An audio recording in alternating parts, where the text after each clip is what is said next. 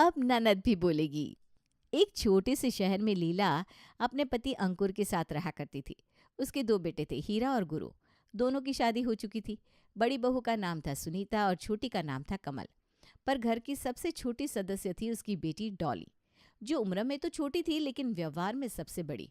लोगों पर हुक्म चलाना उसका शौक था। लाओ लीला, करेले का जूस दे दो फिर मैं सो जाऊं। करेले का जूस? आपकी तबीयत तो ठीक है ना? आज आप खुद करेले का जूस मांग रहे हो? हाँ भाई, तबीयत बिल्कुल ठीक है, बस डायबिटीज़ है जिसके लिए ये करेले का जूस पीना पड़ता है। हाँ हाँ, वो तो मुझे मालूम है। लेकिन आज अपने आप करेले का जूस मांग रहे हो। वैसे तो 10 बार कहो तब भी नहीं पीते।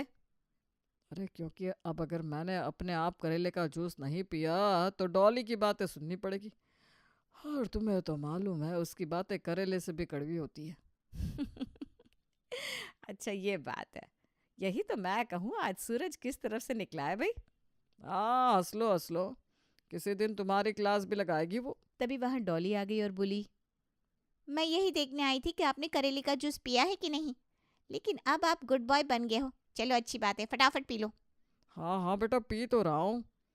लीला के घर में सिर्फ एक संविधान चलता था, डॉली का संविधान। घर में क्या बनेगा, कौन क्या देखेगा, कौन किससे कैसे बात करेगा, सब कुछ डॉली के आदेश अनुसार ही होता था। कोई उससे बहस नहीं कर सकता था क्योंकि उसकी जुबान तलवार से भी तेज थी और तर्क बुलेट ट्रेन से भी तेज। एक दिन शाम का वक्त, सब लोग ड्राइंग रूम में बैठे हैं। सुनीता किचन से झांकते हुए पूछती है, आज रात को खाने में क्या बनाऊं? बहुत दिन हो गए छोले भटूरे नहीं खाए, आज वही बना लेते हैं। बिल्कुल मजा आ जाएगा। और साथ में मीठी लस्सी भी बना देना, ज़्यादा मज़ा आएगा। मैंने सुना है कि छोले भटूरे खाने से जोड़े मजबूत रहते हैं। लीला की बात सुनकर सब हंसने लगते हैं। तभी डॉली वहां आती है और सबकी हंसी अचानक बंद हो जाती है। क्या चल रहा है यहाँ? बस आज खाने में छोले भटूरे बनाने का सोच रहे थे। नहीं, आज आलू पूरी बनेगी। डॉली के ये कहते ही एक अजीब सी शांति छा गई। तभी कमल बोली, लेकिन डॉली, सिर्फ छोले भटूरे पर सहमत हो गए हैं। तो क्या मैंने हाँ कहा? पर डॉली, मुझे भी छोले भटूरे बहुत पसंद है। तो क्या हुआ? आलू पूरी बहुत दिन से नहीं बनी। हमेशा जब कोई मेहमान आता है तभी बनती है। आज मेरा दिल कर रहा है इसलिए आलू पूरी बनेगी। सुनीता बेबस होकर लीला और अंकुर की ओर देखती है। मम्मी जी, पापा जी, कुछ कहिए ना। लीला और अंकुर एक दूसरे की तरफ देखते हैं, फिर धीरे धीरे हाथ खड़े कर देते हैं। बेटा, आलू पूरी भी अच्छी ही तो होती है। क्या? अरे पर, आखिर में सुनीता ने हीरा की तरफ देखा। गुरु और हीरा भी मुंह लटकाए बैठ गए। सुनीता मजबूरन किचन की ओर चली गई और आलू पूड़ी बनाने लगी। ऐसे ही एक दिन सब लोग अपने अपने कामों से फ्री होकर ड्राइंग रूम में टीवी देख रहे थे। छोटी बहू कमल ने अपने पसंदीदा सीरियल का चैनल लगाया हुआ था। सीरियल में सबसे रोमांचक सीन चल रहा था। हीरो हीरोइन से प्यार का इजहार करने वाला था। कमल बड़ी एक्साइटमेंट से देख रही थी। अरे वाह, अब देखना हीरो कैसे हीरोइन को प्रपोज करेगा। तभी डॉली कमरे में आई और रिमोट उठा लिया। ये क्या बकवास देख रही हो? डॉली, बहुत इंटरेस्टिंग सीन चल रहा है, रहने दो ना। ये इंटरेस्टिंग है? आप लोग जबरदस्ती देख रहे हो, सच बताओ, कौन कौन ये देखना चाहता है? बाकी सब एक दूसरे को देखते हैं लेकिन कोई मुंह नहीं खोलता। देखा, किसी को सच में पसंद नहीं है, बस तुम्हारी जिद चल रही है। कुछ ऐसा लगाओ जो सबको पसंद आए। डॉली ने चैनल बदलकर नेशनल जियोग्राफिक लगा दिया। अरे ये क्या किया? देखो, शेर का शिकार देखना ज्यादा मजेदार है। मुझे नहीं देखना ये सब। कमल उठकर गुस्से में कमरे से चली गई। हीरा और गुरु एक दूसरे को देखते हैं और धीरे से मुस्कुराते हैं। घर में ननद राज चल रहा है, यहाँ प्रजा की कोई सुनवाई नहीं है। अब देखना अगली बारी किसकी लगती है। सब हंसने लगते हैं लेकिन धीमी आवाज में, कहीं डॉली ना सुन ले। कुछ दिन बाद की बात है, रात का समय। सुनीता और कमल रसोई में बर्तन समेट रही थी। दोनों के चेहरे पर गहरी चिंता के साथ हल्की जलन भी झलक रही थी।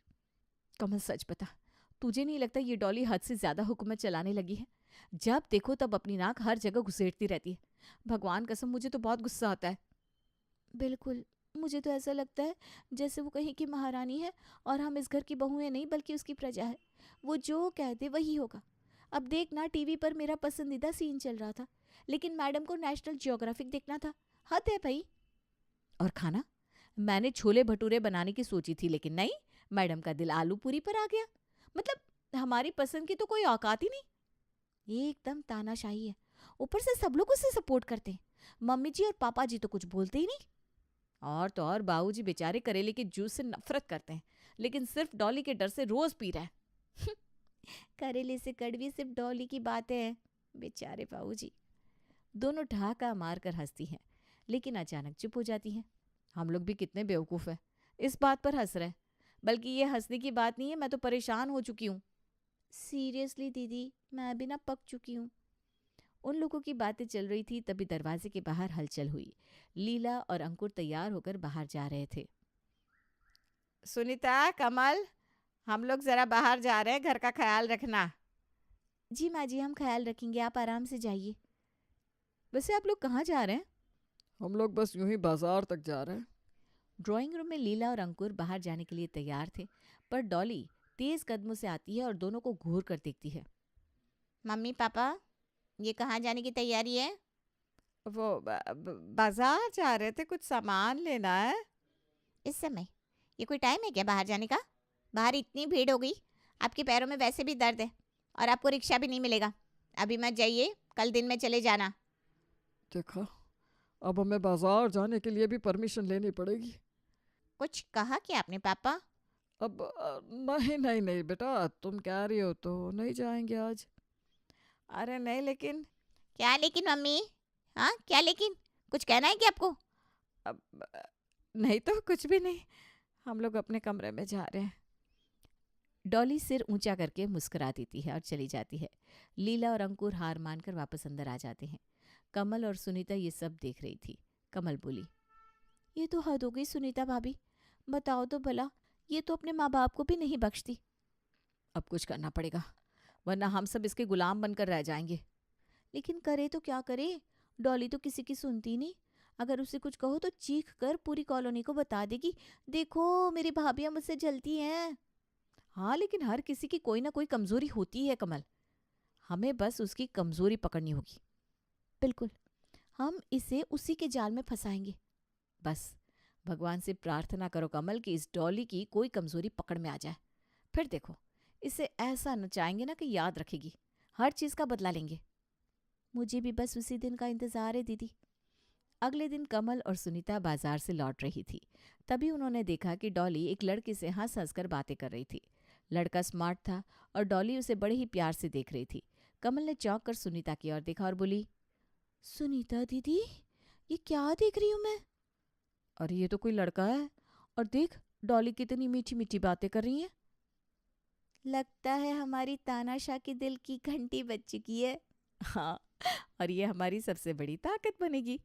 अब ये लड़का ही हमें डॉली के तानाशाही राज से मुक्त कराएगा। क्या मतलब? मतलब ये कि अब हमें डॉली की शादी करवानी होगी। जब इसे इसका प्यार छोड़ना पड़ेगा तब इसे समझ में आएगा कि दूसरों की जिंदगी में दखल देना कैसा लगता है। सही पकड़े। अब डॉली का खेल खत्म। अगले दिन सभी लोग रात के खाने की टेबल पर बैठे थे। खाने की थाली के साथ साथ डॉली के ऑर्डर्स की भी बौछार हो रही थी। आज खाना खत्म होते ही सब लोग बाहर टहलने जाएंगे, कोई बहाना नहीं चलेगा। हाँ महारानी, जैसा आप कहें। हाँ, वैसे भी खाने के बाद टहलना तो अच्छी बात होती है। पूरा घर जैसे किसी राजा के सामने सर झुका चुका था। कोई कुछ बोल ही नहीं पा रहा था। तभी कमल ने बात घुमा दी।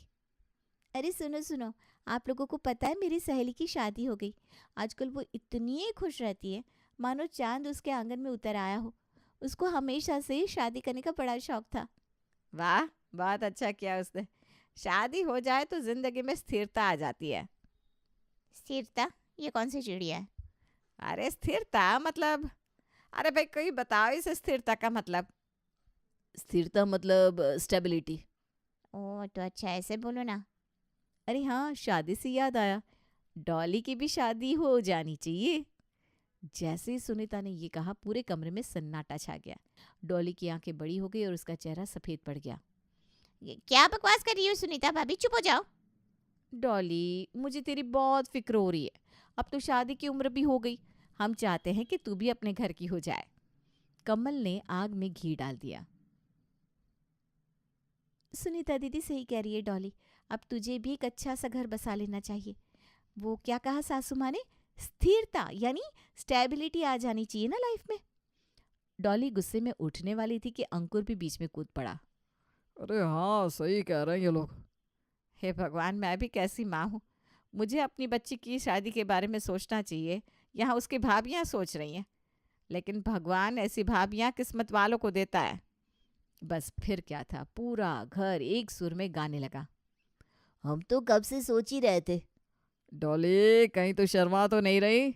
हाँ, इसीलिए तो हमें चुप कराने की कोशिश कर रही है। डॉली को पहली बार एहसास हुआ कि उसका हुक्म इस बार नहीं चलेगा। उसका चेहरा लाल हो गया। उसने अपना सिर पकड़ लिया। ये सब क्या तमाशा लगा रखा है? और वो गुस्से में पैर पटकते हुए अपने कमरे में चली गई। सुनीता और कमल ने एक दूसरे को देखा और चुपके से मुस्कुराई, क्योंकि उनका प्लान सही तरफ जा रहा था। देख रही हो कमल, हमारा तीर बिल्कुल सही निशाने पर लगा है। बिल्कुल दीदी, बस अब जहाँ तीर गया है उसी को निशाना बनाए रखना है। डॉली का संविधान एक बार खत्म होकर ही रहेगा। तथास्तु। अगली सुबह सबको पता चला कि सुनीता ने एक लड़का भी देख लिया है और वो लोग शाम को घर आ रहे हैं। डॉली के लिए ये सुनना किसी बिजली के झटके से कम नहीं था। मम्मी जी, आपको ज़्यादा मेहनत ना करनी पड़े इसलिए मैंने एक लड़का देख लिया। वो लोग आज आ रहे हैं। ये सब क्या हो रहा है? किससे पूछकर बुलाया आपने उन्हें? अरे गुस्सा क्यों करिए बेटा, एक बार मिल तो लो। ज़्यादा हिटलर बनने की कोशिश मत करो। इस मामले में तुम्हारी एक नहीं चलेगी। चलो अब जाकर तैयार हो जाओ फटाफट। अरे लेकिन। अरे लेकिन वेकिन कुछ नहीं, जो हो रहा है तुम्हारे भले के लिए हो रहा है। शाम हुई और राज नाम का लड़का अपने माता पिता के साथ उनके घर आ गया। डॉली का मन बेचैन था, क्योंकि उसका अपना बॉयफ्रेंड था और वो किसी और से शादी करना नहीं चाहती थी। सभी लोग हॉल में बैठ गए। राज और डॉली को बात करने के लिए अकेला छोड़ दिया गया। बाहर सुनीता और कमल लड़के की तारीफें कर करके पागल हो रही थी। क्या शानदार लड़का है, इतना सुशील, इतना संस्कारी। अरे डॉली की तो लॉटरी लग गई है। डॉली का गुस्सा सातवें आसमान पर था। जैसे ही राज चला गया उसने फटाक से ऐलान कर दिया, नहीं, मुझे ये शादी नहीं करनी, मुझे राज पसंद नहीं आया। कमल और सुनीता को तो जैसे मसाला मिल गया। अरे क्यों पसंद नहीं आया? कितना अच्छा लड़का तो था। सच में इतना प्यारा, इतना सुशील, पढ़ा लिखा, बड़े घर का लड़का, फिर तुम्हें पसंद क्यों नहीं आया भला? हमें तो शक हो रहा है कहीं कोई और तो पसंद नहीं। डॉली के चेहरे का रंग उड़ गया। वो कुछ बोलना चाहती थी पर फंस गई थी। नहीं नहीं, बस वो मुझे पसंद नहीं आया। अरे ज़रूरी थोड़ी ना है कि एक लड़की से मिलो तो वो पसंद ही आ जाएगा फ़ौरन। पर सुनीता और कमल की जोड़ी डॉली को इतना आसानी से छोड़ने वाली नहीं थी। ठीक है, राज को रहने दो, अब किसी और को बुला लेते। डॉली का सिर चकरा गया। उसने सोचा कि एक से पीछा तो छूटा पर अब दूसरा आ रहा है। हे भगवान, ये लोग मेरा जीना हराम कर देंगे, क्या करूँ समझ में नहीं आ रहा है। मम्मी को बता दूँ अपने बॉयफ्रेंड के बारे में? नहीं नहीं, अभी नहीं बता सकती। डॉली को कुछ समझ में नहीं आ रहा था कि वो क्या करे, लेकिन उधर सुनीता और कमल तो मज़े ले रही थी। 2 दिन बाद ही उन्होंने दूसरे लड़के को बुला लिया। कमल ने डॉली को छेड़ते हुए कहा, लो भाई, पहला रिजेक्ट किया तो दूसरा हाजिर है, इस बार कोई नखरा नहीं चलेगा। मैं कोई किराने की दुकान की चीज़ हूँ जो आप लोग बार बार बदल रही हो?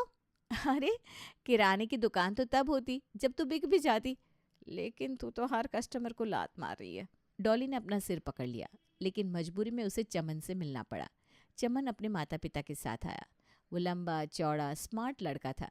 बातचीत शुरू हुई। सुनीता और कमल तो चमन की तारीफ करते नहीं थक रही थी। देखा, कितना अच्छा लड़का है, हैंडसम भी है, पढ़ा लिखा भी, ऊपर से पैसे वाला भी। ऐसा दामाद मिलेगा तो घर में 4 चांद लग जाएंगी। डॉली अंदर ही अंदर चिढ़ रही थी। उसे इस शादी में कोई दिलचस्पी नहीं थी। अचानक उसे बहाना सूझा, नहीं, ये लड़का मेरे लिए ठीक नहीं है, ये बहुत लंबा है। क्या? मुझे छोटे कद का लड़का पसंद है, लंबा लड़का मेरे साथ अजीब लगेगा। चमन और उसके माता पिता को ये बात बहुत बुरी लगी और वे नाराज होकर चले गए। उनके जाते ही अंकुर और लीला डॉली पर बरस पड़े। ये क्या बकवास थी? कोई इस तरह से किसी को रिजेक्ट करता है क्या? तो बहाने बना रही है, हमें सब समझ में आ रहा है। सच सच बता, क्या चक्कर है? अरे भाई, मुझे नहीं पसंद आया तो क्या जबरदस्ती शादी कर दूं? लेकिन हमें पता है कि ये सब बहाने हैं। अब सच बता, सच क्या है? डॉली को समझ में नहीं आया कि वो क्या करे। उसने सुनीता और कमल की ओर देखा और मदद मांगी। भाभी प्लीज आप समझाओ ना। लेकिन सुनीता और कमल तो इस तमाशे का पूरा मजा ले रही थी। अब हम क्या समझाएं? हमें तो लगता है कि तुझे 2 लड़कों में से किसी एक को चुन लेना चाहिए था। अरे यार, कोई तो मेरे हक में बोलो। उस समय तो लीला और अंकुर उसे डांट कर अपने कमरे में चले गए। लेकिन फिर रात में डॉली सुनीता और कमल के पास गई और धीरे से बोली, मैं आपसे कुछ जरूरी बात करना चाहती हूँ। क्यों? तीसरा लड़का खुद से ढूंढ लिया क्या? ऐसा ही कुछ समझ लो। मेरा एक बॉयफ्रेंड है, पवन। सुनीता और कमल ने पहले तो चौंकने का नाटक किया और फिर जोर से हंस पड़ी। हमें पहले से ही पता था।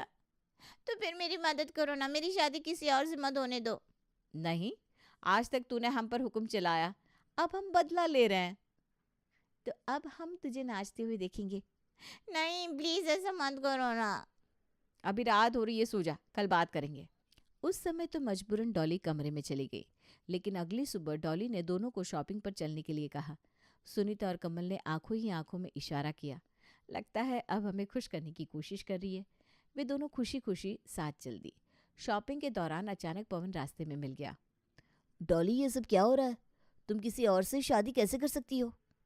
मैं किसी और से शादी नहीं कर रही हूँ, मेरी भाभियाँ करवा रही हैं। ये है मेरी भाभियाँ, इनसे बात करो प्लीज, इन्हें समझाओ।